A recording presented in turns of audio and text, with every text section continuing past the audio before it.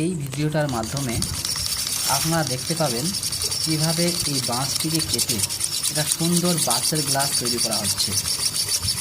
ভিডিওটি প্রথম থেকে দেখো এবং দেখতে থাকো কিভাবে এই বাঁশ গাছ থেকে একটা সুন্দর বাঁশের গ্লাস তৈরি হয়।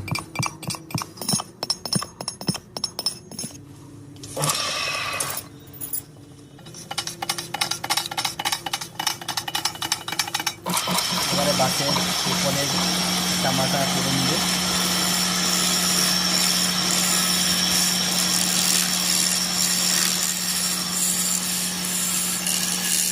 সুন্দরভাবে উপরের সবুজ অংশটা তুলে নিল, এরপরে গ্লাসের আকার দেওয়া হচ্ছে।